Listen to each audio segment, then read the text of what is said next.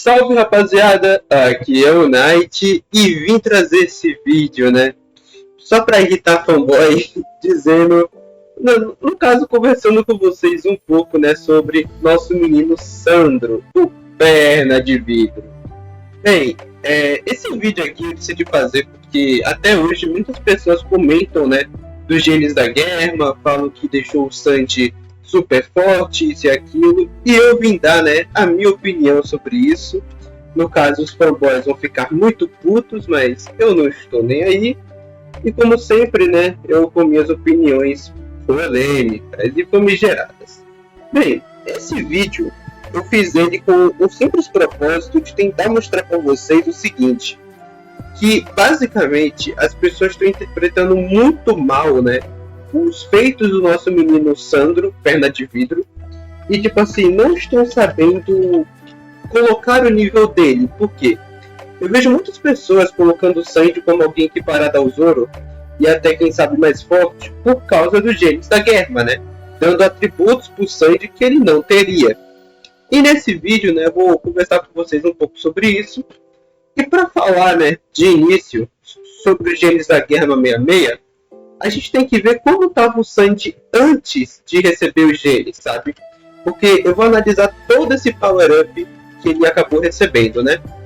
Antes de receber os genes, no capítulo 681 de One Piece, em Punk Hazard, o Sandy ele se demonstrava ser inferior ao Vergo, né? Ele teve a perna facilmente quebrada em um clash que eles tiveram, né? Apesar de muitas pessoas falarem que foi uma luta equilibrada, eu não acho que foi, né? Por causa que o Sandy teve a perna literalmente quebrada e nessa mesma cena ele quase nem conseguiu reagir ao próximo chute do Vergo, né? Reagindo muito de surpresa. Só um detalhe que o Haki, né, que o Sandy tem mais proeficiência, é o Haki de observação. Então, porra, o Vergo, além de quebrar a perna dele, quase burlou o Haki de observação aqui do Sandy, né? Ele mal conseguiu reagir, que demonstra que o cozinheiro nessa época era inferior ao Vergo e consequentemente até o próprio Smoker, né? Já que o Smoker não era um nível muito distante do Vergo e assim, pelo menos até Punk Hazard, o Sandy era um nível ali inferior a um vice-almirante, já que tanto o Vergo quanto o Smoker eram vice-almirantes.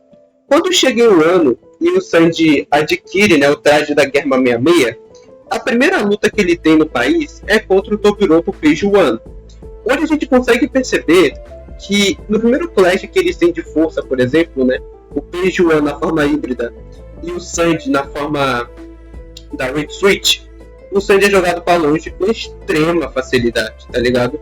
O Page One literalmente arremessa o Sandy com um sorriso no rosto e o cozinheiro não tem nem reação, nem dura 10 segundos aqui e já é jogado para longe, né? Mostrando uma clara diferença de força, com o próprio Sandy dizendo que aquela porrada só doeu um pouco, mas devido ao traje, né? Aqui, ó, isso doeu um pouco.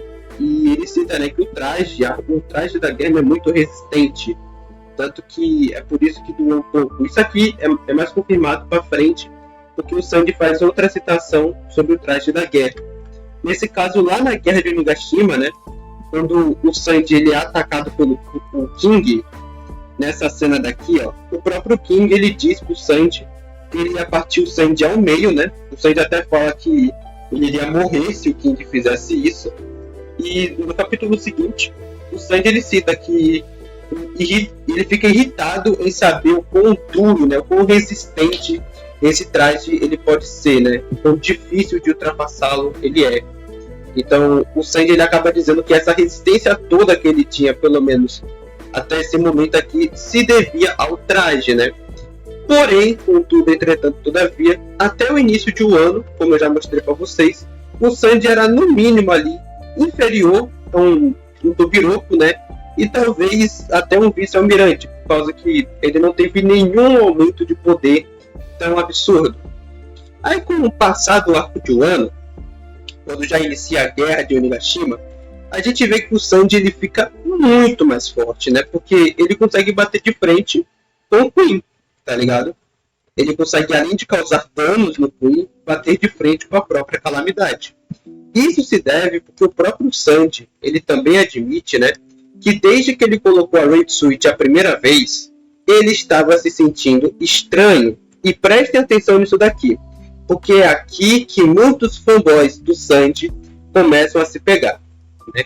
Pegar, eu digo, eles começam a tentar fazer malabarismo. Por quê? Eles citam, né, que o Sandy não estava se sentindo bem a luta inteira. Só que o Sandy, em momento nenhum, disse que estava se sentindo mal. E isso não faz o menor sentido, porque se os genes da guerra estão deixando o Sandy mais forte, na teoria, né, por que ele ficaria se sentindo mal? Por causa que, tipo assim, ele saiu de um cara que nem conseguia bater de frente com o Tobiropo para um personagem que estava batendo de frente com o Queen, tá ligado? Que é muito mais forte que o Tobiropo, tá ligado? O Queen era um comandante de Yonkou, velho. Então não faz sentido o Sandy tá se sentindo mal, tá se sentindo meio lento, porque ele não tava lento, ele não tava fraco, né? Vamos lembrar disso. Ele saiu de um cara que apanhava pro Peijuan para um cara que conseguiu ali trocar golpes com o Queen, né? Sem a Raid Suit. Porque com a Raid Suit, o bagulho até fica um pouco torto.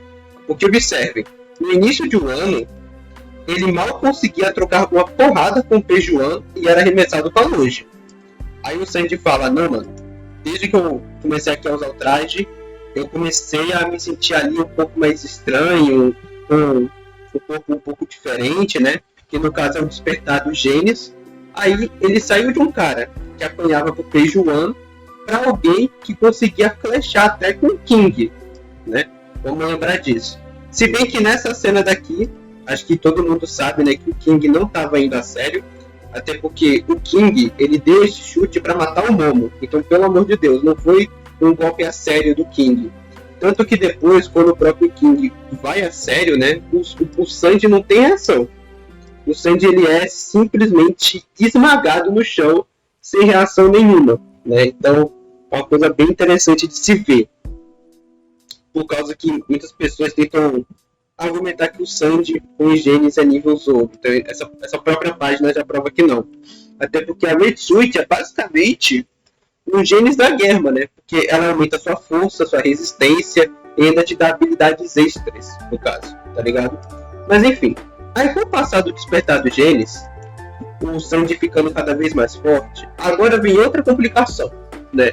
Os fanboys do Sandy tentam fazer malabarismo, que é, ele não estava lutando 100% contra o Queen, o que é mentira.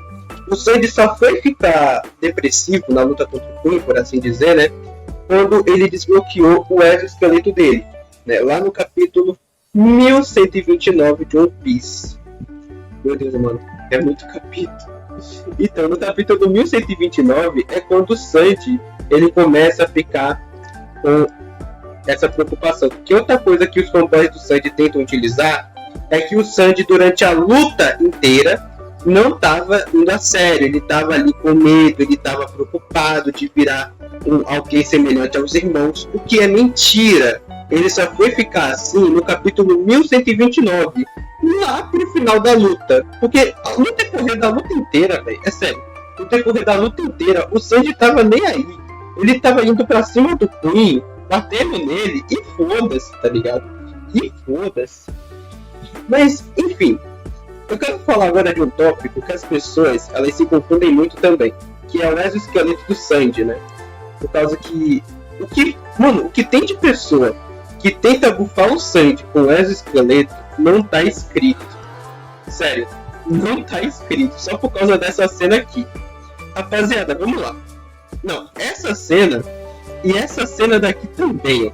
Deixa eu pegar aqui pra vocês. Só por causa dessas duas cenas daqui, o pessoal vem querer argumentar que o Sandy, ele é super resistente, ele é invencível com o exoesqueleto. Só que vamos lá. Esse vídeo não é pra falar do nível de força do Sandy, beleza? É só pra falar do power up da guerra. Que, querendo ou não, eu vou falar da força dele, mas é só pra refutar os fanboys.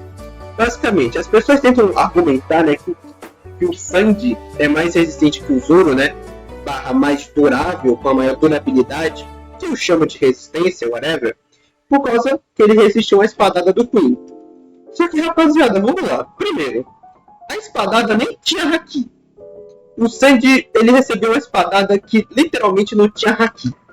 Outra coisa, tá ligado? O exoesqueleto não deixa o Sanji invencível, beleza? Não deixa.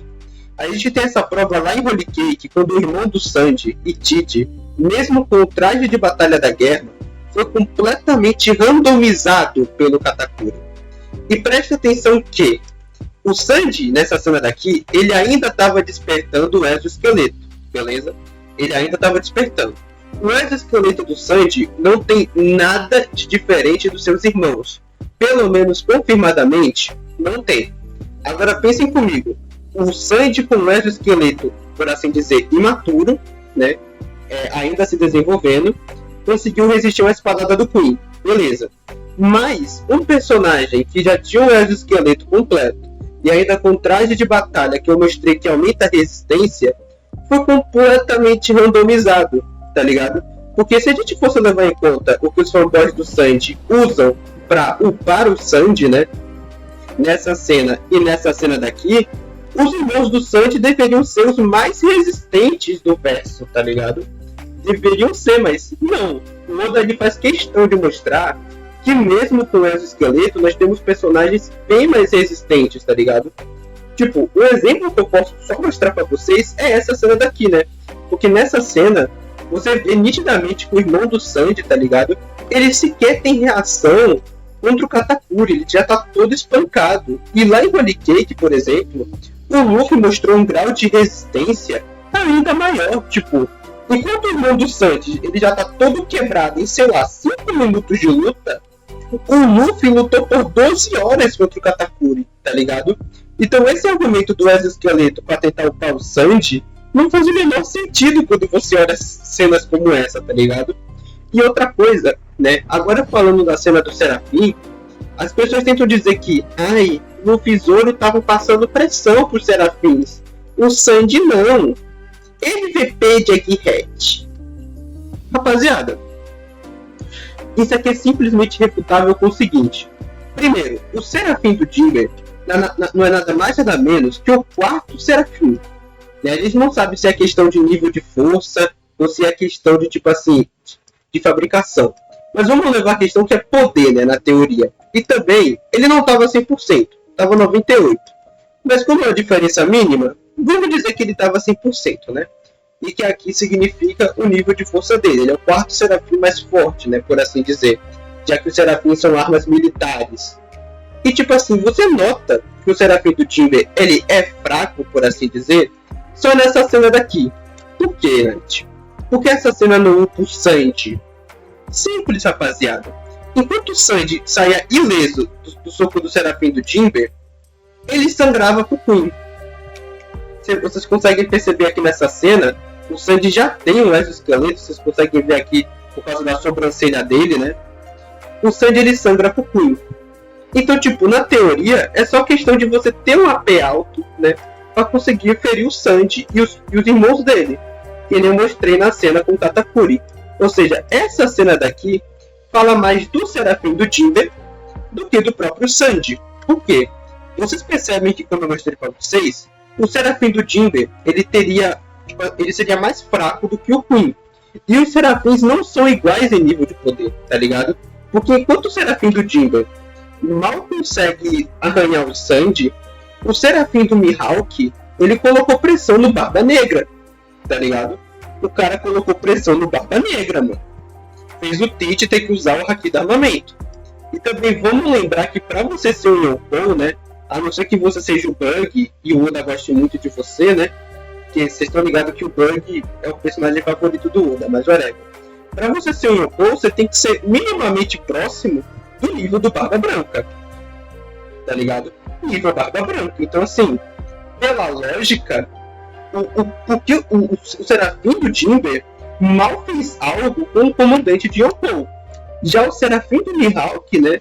Conseguiu colocar pressão ali, querendo ou não, em um personagem imperador, tá ligado?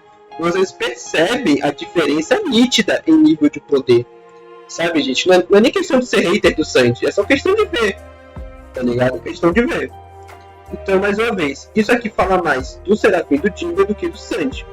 Agora, dos outros feitos que o Sanji teve em Egghead, que as pessoas tentam upar ele, é esse feito daqui, né? Deixa eu pegar para vocês verem. Esse feito daqui, onde...